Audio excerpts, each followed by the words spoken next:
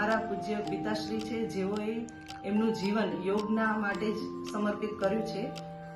અને જ્યારે પણ કોઈ બોલાવે કે અહીંયા યોગની શિબિર છે, આપ પધારો, તો એ વખતે એ જ સમયે મારા પપ્પા તરત એ લોકોને જવાબ આપે કે ભાઈ કઈ જગ્યાએ પહોંચવાનું છે, અમે અમારા પોતાના ખર્ચે ત્યાં આવીશું. એમની નિયમિતતાવાળું જે જીવન હતું, સવારમાં 4 વાગે ઉઠી અને એક આસનમાં જ તેઓ ધ્યાન અને પ્રાણાયામ કરતા હતા. સાથે સાથે શુદ્ધિકરણની ક્રિયાઓ જેવી કે અગ્નિસાર ક્રિયા, કપાલભાતિ એ પણ કરતા.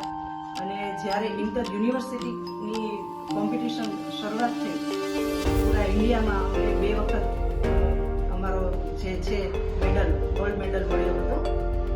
તેઓને જે જીવન હતું એમાં અમને નાની નાની વસ્તુઓ શીખવતા, જેમ કે ચાવીને જમો, ચોળીને નાવ. તો એ બધી વસ્તુ છે. ચાવીને જમવાથી આપણું પાચનતંત્ર ખૂબ સારું રહે, ચોળીને નાવાથી આપણા શરીરમાં માલિશ થાય, તો જેથી કરીને બ્લડ સર્ક્યુલેશન પણ ખૂબ સારું થાય. ત્યાર પછી તેઓ હંમેશા કહેતા કે નો એક્સરસાઇઝ નો મીલ.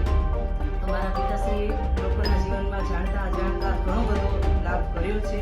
અને અત્યારે જ્યાં પણ શિબિર હોય છે, ત્યાં જો ની શિબિર હોય કે જ્યારે શિબિર લેવાના છે, તો લોકો દોડીને આવતા હોય છે.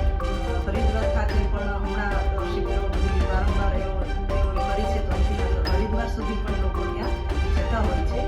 તો એમને ખૂબ જ શક્તિ આપે, ભગવાન એમનું આયુષ્ય ખૂબ લાંબુ કરે અને ખૂબ લોકોને એમનો લાભ મળે, એવી અમારી પ્રાર્થના છે.